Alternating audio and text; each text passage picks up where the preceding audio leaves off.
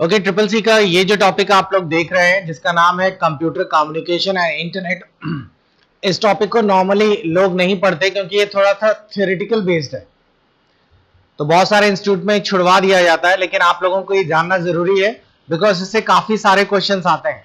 बहुत सारे बच्चे जानते हैं, और ये भी आप लोग अगर ट्रिपल सी का पहले एग्जाम दिया होगा तो बहुत सारे बच्चों को पता भी होगा कि इंटरनेट से जुड़े हुए बहुत क्वेश्चंस आते हैं। लेकिन इंटरनेट के ये वो क्वेश्चंस नहीं है जो आप सोच रहे हैं कि ईमेल आईडी और सर्च और ऐसा कुछ है। ये कम्युनिकेशन और इंटरनेट के साथ मिक्स है। तो आज हम लोग उसी पे डिस्कस करेंगे और आप लोगों को आज उस टॉपिक को क्लियर करेंगे जो कि नॉर्मली लोगों के पास नहीं है।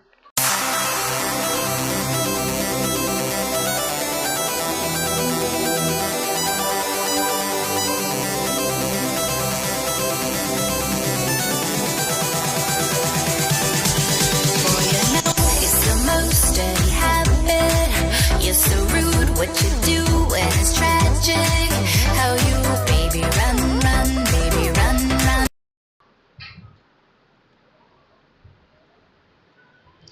देखिए, इसमें सबसे पहला टॉपिक है कि कंप्यूटर नेटवर्क्स होते क्या हैं।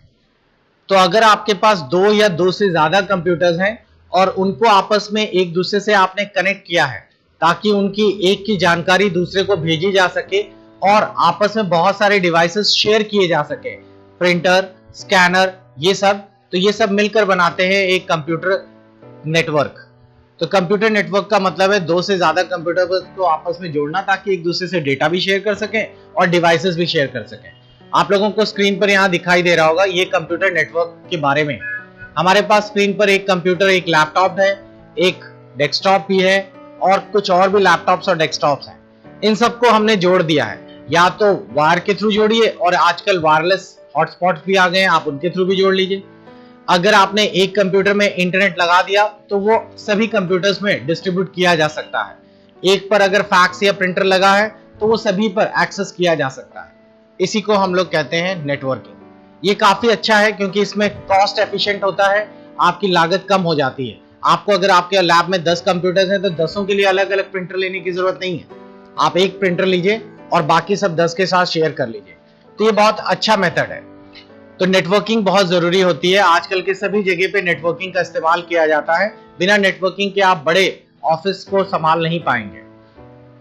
चलिए देखते हैं नेटवर्किंग से जुड़े हुए कुछ और भी इंपॉर्टेंट चीज।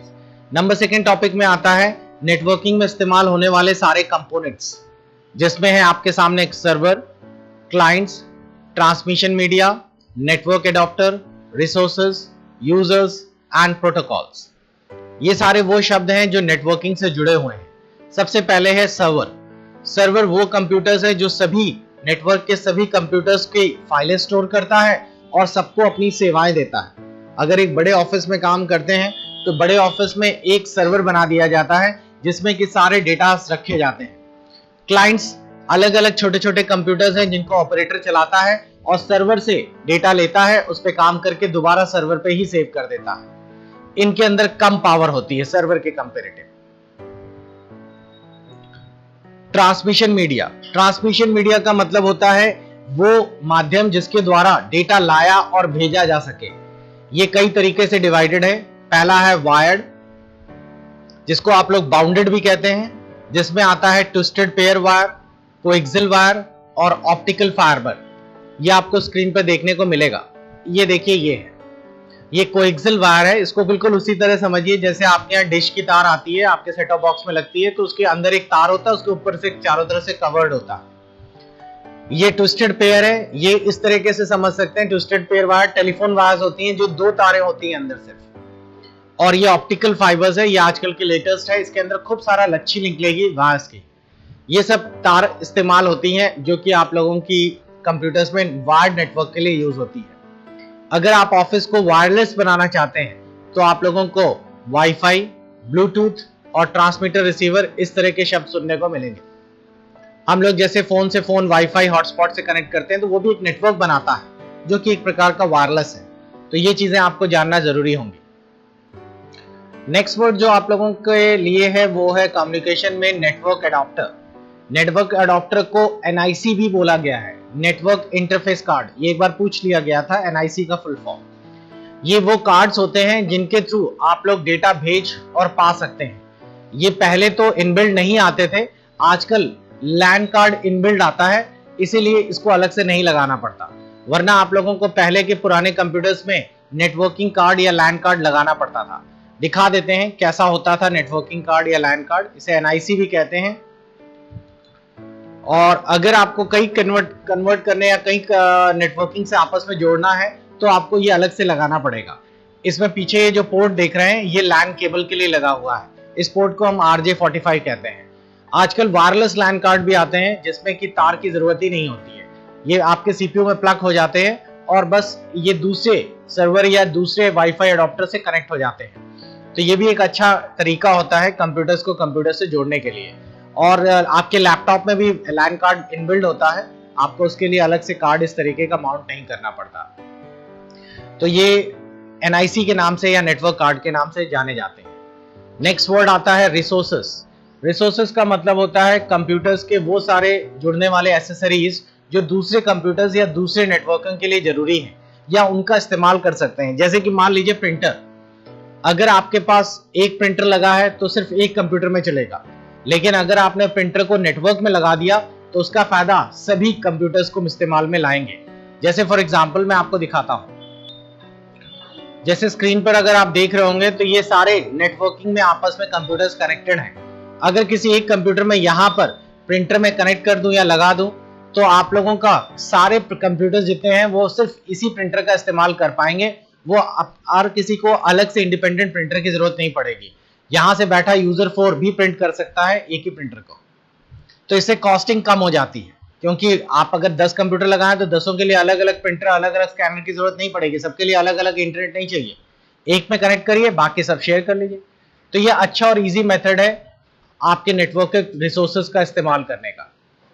नेक्स्ट है यूजर और क्लाइंट्स। क्लाइंट्स वो हैं जो कि आप लोगों के मेन कंप्यूटर से जुड़ते हैं और सारी सेवाएं यूज करते हैं। नेक्स्ट है प्रोटोकॉल। प्रोटोकॉल भी बहुत इंपॉर्टेंट है। प्रोटोकॉल्स का मतलब होता है वो रूल्स जिससे कि आपके सारे कंप्यूटर आपस में एक दूसरे से कनेक्ट हों। जस्ट इसके पहले वाली क्लास में आपको बताया गया था कि हम कई प्रोटोकॉल्स के द्वारा कंप्यूटर कनेक्ट करते हैं। Star topology, star protocols use करते हैं, बस, रिंग, ये सभी अलग अलग प्रोटोकॉल्स हैं, वो नियम हैं जिनके द्वारा हम लोग आपस में एक दूसरे से कनेक्ट करके डेटा भेजते और पाते हैं। ये एरिया वाइज अलग अलग रहता है, टोपोलॉजीज वाइज अलग अलग रहता है। तो ये सब वो वर्ड्स हैं जो कि आपके नेटवर्क कम्युनिकेशन से जुड़े हुए हैं। चलिए आगे के चैप्टर्स में देखते हैं हम लोग। अगले चैप्टर्स में बताया जा रहा है कि कैसे इस्तेमाल या क्या क्या फायदे हैं आपके कंप्यूटर नेटवर्किंग के। हम कंप्यूटर्स को कंप्यूटर से जोड़ रहे हैं, उसका सबसे बड़ा क्या फायदा है। बहुत सारे फायदे हैं, जिनमें सबसे बड़ा फायदा तो आपको दिखाई देता होगा कि आप एक कंप्यूटर से high speed internet connection share कर लीजिए। अगर आपके ऑफिस में 10-20 कंप्यूटर लगे हैं तो सबको अलग अलग इंटरनेट देने की जरूरत नहीं है, एक हाई स्पीड इंटरनेट लगा लीजिए और उससे 10-20 कंप्यूटर को कनेक्ट कर लीजिए। नेक्स्ट, ये कई बार पूछा गया है इंटरनेट रिले चैट, इसका भी इस्तेमाल कर लीजिए। इंटरनेट रिले चैट का मतलब है IRC, एक ऐसा चैट टेक्नोलॉजी जिससे कि आपके अगर 20 एम्प्लॉयज बैठे हैं तो आपस में बात करने के लिए उनको बार बार उठकर आने की जरूरत नहीं है, वो अपने सिस्टम से ही चैट कर ले और दूसरे पे मैसेज भेज दें। अगर ऊपर नीचे कई मंजिल में लोग बैठे हुए हैं तो अगर बॉस से कुछ पूछना है या बॉस को सभी को बताना है तो वो IRC इस्तेमाल करता है और अपने सभी इंप्लॉयज को मैसेज भेज देता है, सभी की स्क्रीन पे डिस्प्ले आ जाता है। तो ये आसान है, सभी को बार बार बुलाने के, डेस्क पे लाने की जरूरत नहीं है। दूसरा, आप लोग इसकी मदद से प्रिंटर और स्कैनर शेयर कर सकते हैं, आप लोग सॉफ्टवेयर सेव कर सकते हैं, शेयर कर सकते हैं, ये भी बहुत यूजफुल है। जैसे मान लीजिए आपके ऑफिस में बहुत सारे कंप्यूटर्स हैं और टेली सॉफ्टवेयर सबको इस्तेमाल करना है, आप सभी के लिए अलग अलग टेली खरीदेंगे तो बहुत कॉस्टिंग आ जाएगी। आप एक मल्टी यूजर टेली खरीद लीजिए और सभी के कंप्यूटर्स में इंस्टॉल करा लीजिए, तो एक कंप्यूटर में कोई भी चलाएगा या 10 में चलाएंगे, खर्चा एक ही टेली का आएगा लेकिन इस्तेमाल सभी कर लेंगे। आप लोग इसकी मदद से बहुत सारी फाइल शेयर कर सकते हैं। आप लोगों ने एक वीडियो क्लिप यूज की या रन किया, इमेजेस दी, सबके पास शेयर कर ली, बार बार आपको अलग अलग नहीं देने की जरूरत है। आप लोगों को सबसे बड़ा फायदा ये रहता है कि आप बहुत सारे लोगों की अलग अलग इंफॉर्मेशन एक ही जगह से स्टोर करके ले सकते हैं। जैसे मान लीजिए कि हमारे पास मेन कंप्यूटर ये है जिसे हम लोग सर्वर कह रहे हैं, इसी में सारी इंफॉर्मेशन हमने डाल दी। अब कोई कस्टमर आता है, वो यूजर 1 यानी इस कंप्यूटर से अपनी जानकारी देखना चाहता है तो वो यहां से भी देख सकता है, वो चाहे तो यूजर 2 से भी जाकर यहां से भी देख सकता है। जैसे बैंक्स हैं, तो बैंक में ऐसा नहीं है कि जिस काउंटर में आपने पैसे जमा किए उसी काउंटर से आप लोग पैसे निकालेंगे। आप दुनिया की किसी भी कोने से निकाल सकते हैं, क्योंकि वो मेन कंप्यूटर में जाके सेव हो गया है, वो कहीं से भी एक्सेस किया जा सकता है। तो ये फायदा है आपके नेटवर्किंग के इन सारे यूजेस का। अगला टॉपिक जो हमारे पास नेक्स्ट आता है वो है कंप्यूटर्स में नेटवर्किंग कितने प्रकार की होती है। तो कंप्यूटर की नेटवर्किंग को हमने कई अलग अलग प्रकार से डिवाइड किया है। सबसे पहले तो हमने कंप्यूटर नेटवर्किंग को डिवाइड किया है उसके ज्योग्राफिकल स्केल, यानी कितनी दूरी है, कितने प्रकार के कनेक्शंस हैं, उनके बीच में फंक्शंस कैसा है और कौन कौन सी ट्रोपोलॉजीज यूज की जा रही हैं। उनके आधार पे हमने कंप्यूटर्स की इस टेक्नोलॉजी को यूज किया है। क्लासिफिकेशन फिर हम लोगों ने स्केल के आधार पे किया, जैसे कि अगर हम बात करें कि अगर कंप्यूटर्स में नेटवर्किंग जो की जा रही है वो ज्योग्राफिकल हिसाब से है, तो हम लोग देखेंगे अगर छोटा नेटवर्क है तो लैन कहेंगे, थोड़ा बड़ा है तो मैन, वैन, इंट्रानेट, ये सब अलग अलग ज्योग्राफिकल रेंज के हिसाब से।